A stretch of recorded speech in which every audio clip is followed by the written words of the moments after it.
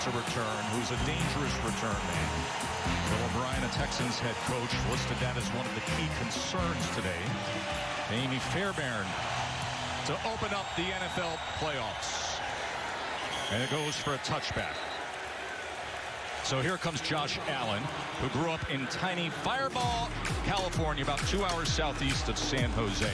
Was not highly recruited out of high school. Played a season at Reedley Junior College. Sent out 1,000 emails to college coaches and ended up with one offer, Wyoming. But showed incredible physical gifts and upside there. And the Bills drafted him 7th overall in 2018. And now, the playoff debut. And in his playoff debut, it's important that they come out early on and get him some early completions. He has a tendency to be high and inaccurate early. I'd want to get him very comfortable really quickly. By the way, J.J. Watt not on the field for this first play. As he quickly gets it to Devin Singletary, and Singletary breaks the first tackle. He's a great-looking rookie at only 5'7", but a dynamic playmaker. And he's their primary playmaker other than the quarterback. They want to get this ball to Singletary, the number of touches, not necessarily runs, but how can I get the ball in his hands in space? Love the early play call by offensive coordinator Brian Daboll. So 7 yards there from Singletary, and there is the other end of the NFL age spectrum, Frank Gore, the 36-year-old running back for the Bills.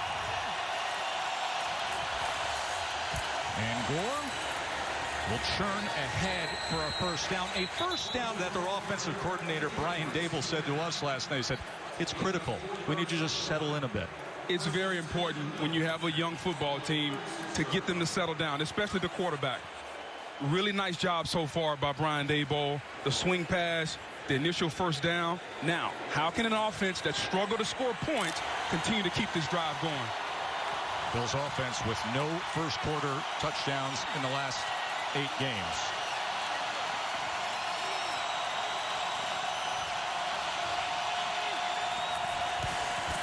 First down run here as Singletary has met that time after 2 yards. Bills did a good job of solving a problem in the middle of the offense. You see Spain, Morse, and Feliciano. The rookie Cody Ford is there. And then some free agent acquisitions among the receivers. Well, it's an entirely new offense, all except the left tackle, Dawkins. You bring in 2 new receivers. Brown is the deep threat. Beasley is a guy that's going to work underneath. Allen loves to get him the ball in those short to intermediate situations. John Brown has become Josh Allen's go-to guy. 2nd and 8, and this is what Allen can do. Quarterback sweep with blocks in front, and look at him go. Josh Allen breaking away for a big explosive play down to the 20-yard line. Allen goes for 42 yards. Let's pay attention to the center and the right tackle. They're going to pull out in front of him. This is old school quarterback sweep. I'm going to get my quarterback in the game early. When we talk to Josh Allen and offensive coordinator Brian Daboll, they want to get the kid settled in. How do you do it? He loves contact. You run a quarterback sweep early on, and the Bills are rolling downhill. So the Bills' longest run this season comes on the opening drive of a wild card game from their quarterback. J.J. Watt in the game as they go with the jet motion, and McKenzie trying to turn the corner that time. There he is at surgery October 29th, and J.J. Watt leads off that Texans defense. Well, that's what it's going to be all about. It's a defense that struggled. Watt missed 8 games this season. Clowney is in Seattle. Tyrann Mathieu is in Kansas City. So this is not the same Texans defense that we're used to seeing. They struggle against the run. They're dead last in the red zone.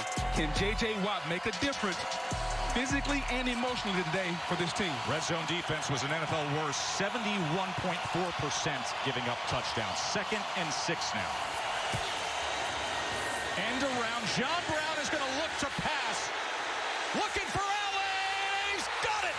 Touchdown Bills on a trick play to start things off.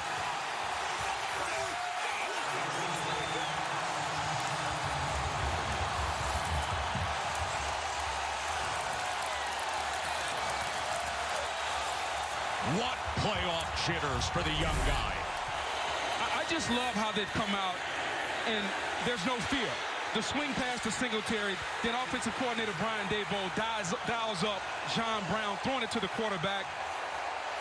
The Bills have come to play not only on the field, but the creativity behind the scenes that they're showing so far is outstanding. What was all that they were talking about with anxiousness and jitters early and the moment being really big?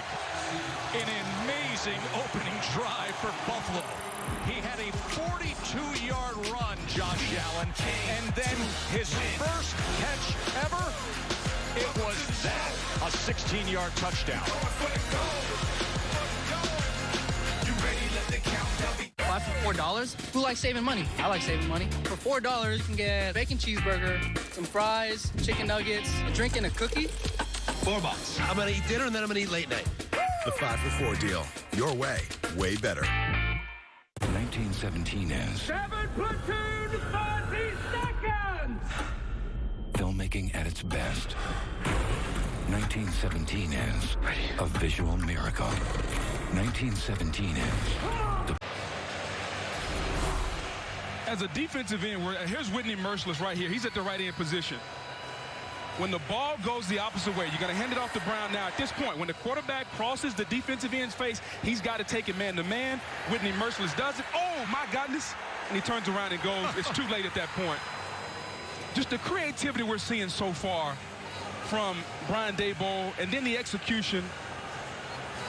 That is game planning, that is watching tape, understanding when the ball goes away that the Texans do a really good job of chasing, and now you come back with a play to counter that. Masterful job. You see big red guard John Feliciano, his hand up in the air. Halfway through the play, Zerga's arm up in the air. They knew they got him there, and the Bills have a 7-0 lead to open this up. But the Texans, of course, have Deshaun Watson, and this is his second playoff start. And on Wednesday morning at 6 a.m., Boog, the entire offense got a group text, and it simply said, "Let's be great." And it was from the quarterback, because he knows that in order for this team to get out of this round, they all have to pull their part. He's going to get the line share, but everybody has to step up. And it's a far different cry than a year ago when they were here. That's when the Colts jumped out early after what Watson and Bill O'Brien says was a sloppy week of practice heading into the playoffs. So open up with a pass as he's able to get it to Kenny Stills. Offensive line much improved, but it helps when you have Laramie Tunsil on your team, who made the Pro Bowl. And then Will Fuller is out with an injury, and that's a big loss for the Texans without the wide receiver. Because he's the guy that stretches the field, so it's definitely a huge loss. Who's going to attract the attention? That way DeAndre Hopkins can get open. After the 5-yard completion to Stills, will go on the ground to Duke Johnson, and it's a good run by Duke Johnson as he carries a defender with him for extra yardage, a 19-yard run. This offensive line is much maligned, but watch them inside, little inside zone, and Duke Johnson finds the hole, runs past Tremaine Edmonds, the middle linebacker. If the Texans can get this run game going, now the play action can set up. Now you can hit the tight ends on level 2, and then maybe get one to DeAndre Hopkins deep.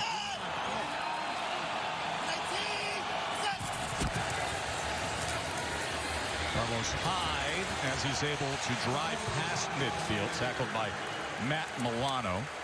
Take us through the Bills' defense, Book.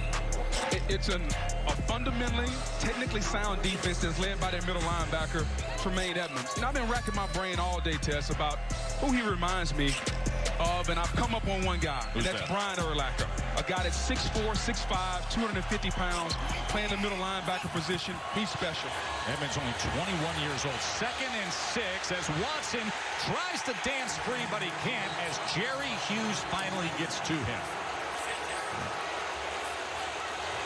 It's a really nice job by Jerry Hughes coming around the corner against Tunsil. Tunsil is thinking this ball is going to be gone, but Hughes just continues to work and work. That's an effort sack. That ball should have been gone by Deshaun Watson, but really nice job by Hughes, just turning the corner, continuing to work. So leaves them with a 3rd and 9.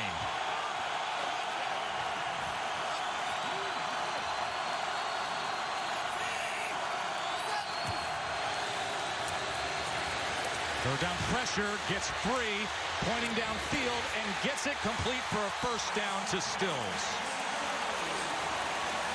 11 yards on 3rd and 9, Watson to Stills. You know, it's one thing to pressure Deshaun Watson, but when you get in his face, you got to get him on the ground. Matt Milano missed, and when he scrambles, the receivers do a really nice job, Kenny Stills, of finding open areas in the zone, and Watson finds it. Very nice addition to this team this year is Kenny Stills. Exactly. Came over in the trade from Miami just before week 1. Part of the deal that brought Laramie Tunsil to this offensive line.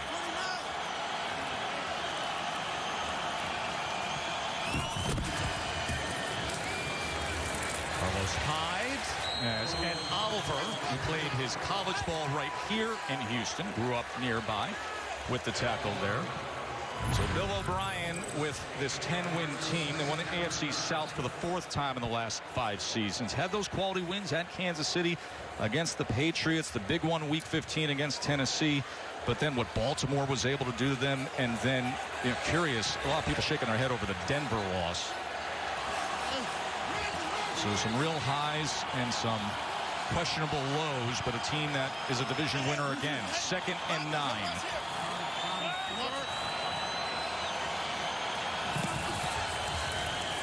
They bring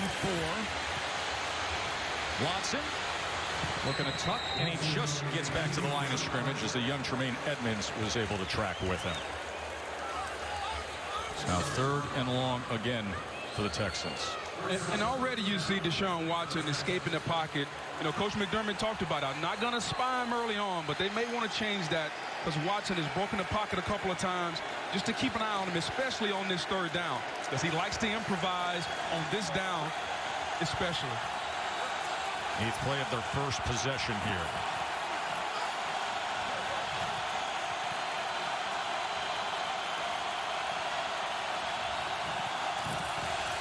Third and 8.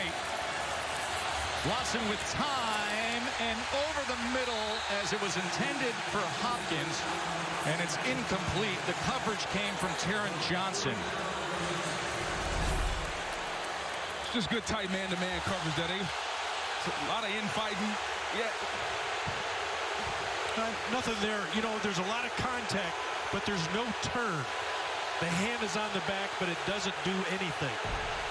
John Perry, our officiating analyst. So that left arm being wrapped around the waist is going to be challenged here now by Bill O'Brien.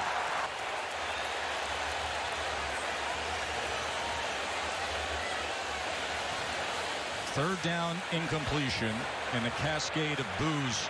Houston is challenging the ruling on the field of no pass interference. Bill O'Brien's looking for a DPI. We'll come back and hear the result of that challenge as we continue here this wild card game in Houston.